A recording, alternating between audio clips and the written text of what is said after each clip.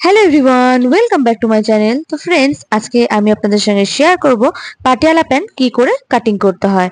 তো দেখুন, এখানে কিন্তু আমার যে মেইন যে কাপড় রয়েছে সেটা আমি নিয়ে নিয়েছি, আর এটা আমি আপনাদেরকে খুলে দেখাচ্ছি।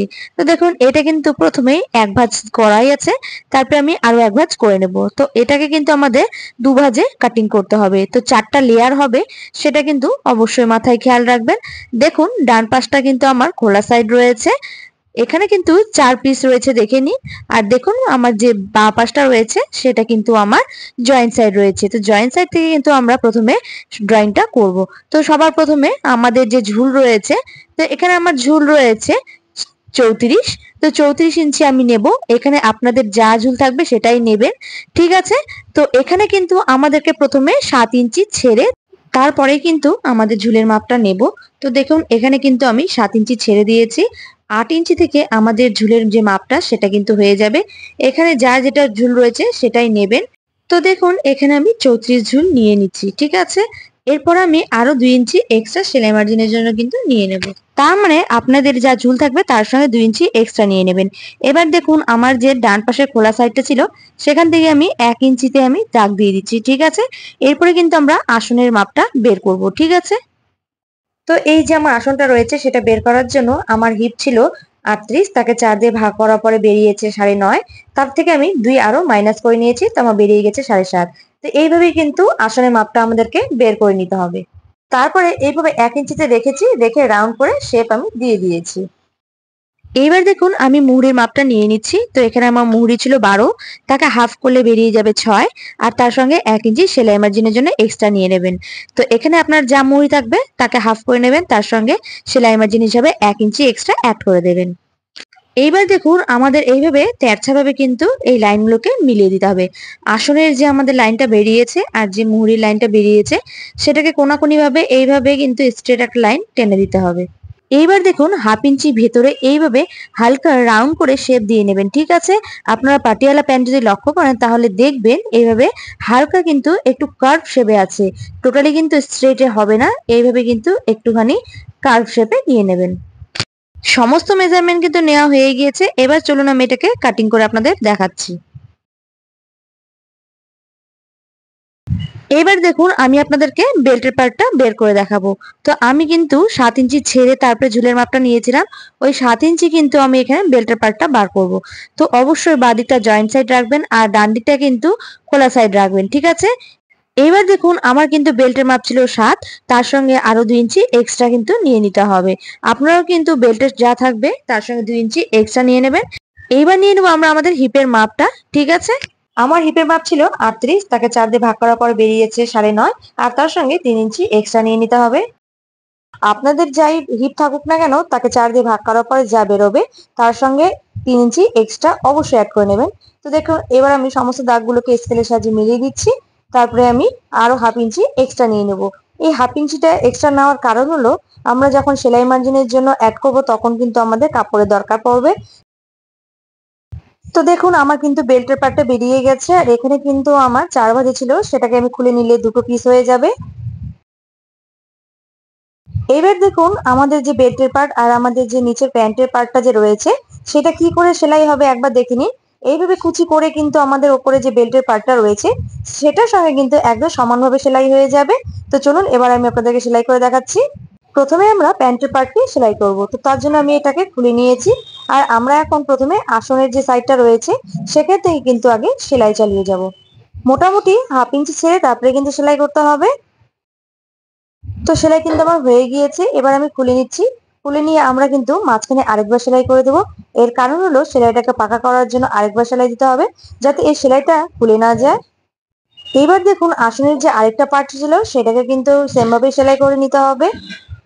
তো সেলাই কিন্তু আমার হয়ে গিয়েছে, এবার আমি বেল্টের পার্টটাকে সেলাই করব। তো তার জন্য দেখুন, আমি বেল্টের পার্টটাকে প্রথমে খুলে নিচ্ছি। খুলে নেওয়ার পরে এই যে হাফ ইঞ্চি দিয়েছিলাম, সেই হাফ ইঞ্চি বরাবর প্রথমে কিন্তু সেলাই চালিয়ে যাব।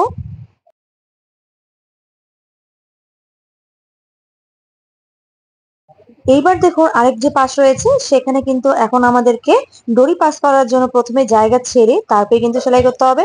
তো দড়ি পাস করার জন্য প্রথমে আমি 1.5 ইঞ্চি আগে চিহ্ন দিয়ে নেব। এই 1.5 ইঞ্চি ছেড়ে তারপরে কিন্তু নিচে সেলাইটা করব।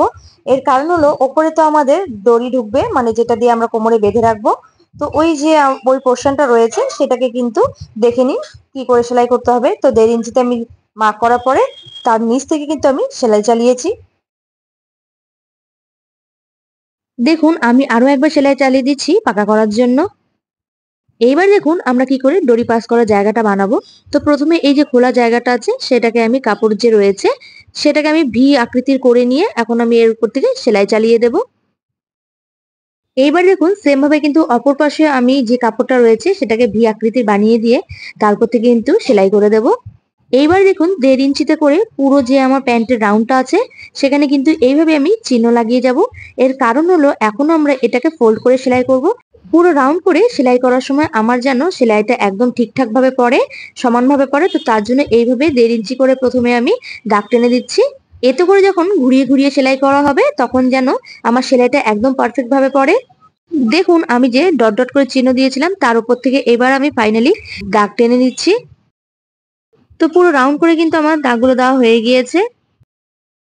এবার দেখুন 1/4 ইঞ্চির মতন এইভাবে জাস্ট ফোল্ড করে নিব। ফোল্ড করে নিয়ে এরপরে আমরা যেইখানে দাগ দিয়েছিলাম ঠিক তার উপরে এইভাবে রেখে তারপরে সেলাই করব। এতে করে কিন্তু আপনার যে সেলাইটা একদম সমানভাবে পড়বে।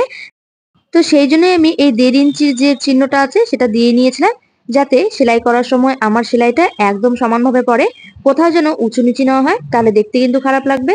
তো দেখুন পুরো রাউন্ড করে কিন্তু আমার সেলাই হয়ে গিয়েছে, আর সেলাইটা কিন্তু একদম পারফেক্ট ভাবে পড়েছে, কোথাও কিন্তু উঁচু নিচু হয়নি। এইবার দেখুন আমি যে দড়িটা পাস করেছিলাম ঠিক এইভাবে কিন্তু আমাদের দড়িটা পাস হবে, ঠিক আছে? তো আপনারা কিন্তু এই ট্রিক্সটা অতি অবশ্যই ফলো করবেন।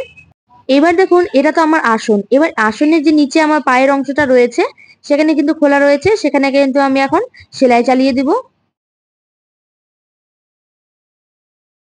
তো একদিকে পায়ের অংশে আমার সেলাই হয়ে গিয়েছে, আরেক পাশে যে আমাদের পায়ের অংশের যে ফাঁকা জায়গাটা ছিল সেটা কিন্তু আমি সেলাই করে দিচ্ছি। এইবার দেখুন সেলাই করার পরে তো দেখতেই পাচ্ছেন আমার যে পায়ের দুটো অংশ রয়েছে সেখানে কিন্তু সেলাই একদম ভালো করে হয়ে গিয়েছে। এখন আমরা সেলাইয়ের জন্য মার্কিং করব। তো দেখুন দুপাশে আমাদেরকে এভাবে মার্কিং করতে হবে, আর যেহেতু মাঝখানে আমাদের চিহ্ন করাই আছে সেজন্য আমার ওখানে মার্কিং করার দরকার পড়লো না। এইবার আমি বেল্টের পার্টটা নিচ্ছি। তো বেল্টের পার্টের নিচের দিকে দেখুন আমার চিহ্ন করাই আছে, তো মাঝখানে আমাদের একদম চিহ্ন করে নিতে হবে। এবার দুপাশে কিন্তু আমাদের চিহ্ন করতে হবে।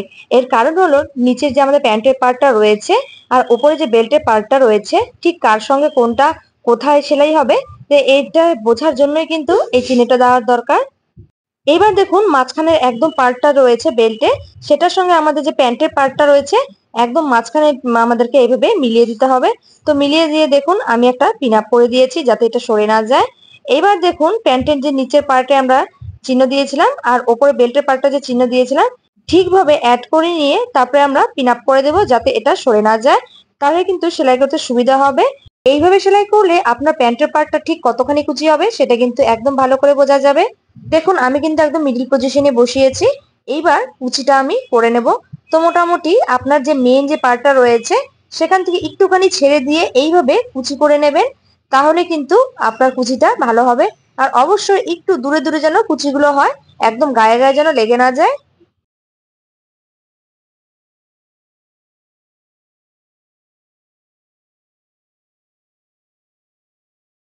দেখুন এতদূর অব্দি আমাদের কুচি পড়বে, তার কারণ হলো আমি ওখানে মার্কিং করে দিয়েছিলাম আর ওখানে আমি পিন আপ কিন্তু করে দিয়েছিলাম। তো এটা বোঝার জন্যই কিন্তু ওই পিন আপটা করা দরকার। তো আপনারা বুঝে যাবেন যে আপনার প্যান্টের পার্টে কুচিটা ঠিক কতখানি হবে। তো দেখুন কুচিটা আমার ভালোই পড়েছে, তো যথেষ্ট ভালো হয়েছে। এবার আমি আরেক পাশে যে কুচি কি করে করতে হবে সেটা দেখিয়ে দিচ্ছি। তো আমি মিডিল পজিশনে মেশিনে বসিয়ে দিয়েছি। ঠিক একইভাবে একটুখানি মিডিল থেকে ছেড়ে নিয়ে তারপরে কিন্তু কুচি দিয়ে আমরা সেলাই করব।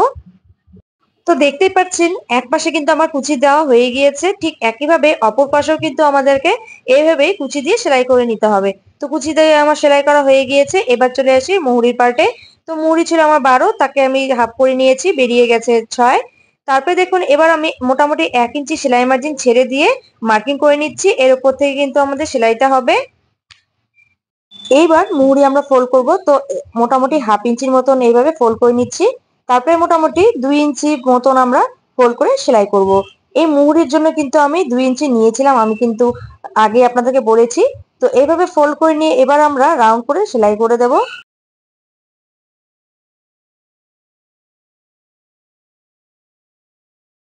তো দেখুন মুহুরি কিন্তু আমার রাউন্ড করে সেলাই হয়ে গিয়েছে। এখানে আপনারা পেপার পেস্টিং ইউজ করতে পারেন, আমি এখানে করিনি। তো একইভাবে আরেকটা মুহুরি যে রয়েছে সেটা কিন্তু সেলাই করে দেবেন, তাহলেই হয়ে যাবে। এইবার দেখুন আমরা যে মার্কিং করেছিলাম 1 ইঞ্চি ছেড়ে, এর উপর থেকে এখন আমরা সেলাই করে দেব। ঠিক একইভাবে কিন্তু আমরা অপর পাশে সেলাই করে নেব।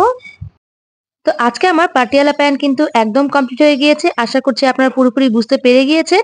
তো আজকের ভিডিওটা যদি আপনাদের ভালো লেগে থাকে তাহলে অবশ্যই লাইক, শেয়ার আর সাবস্ক্রাইব করে দিয়ে পাশে থাকবেন। ধন্যবাদ।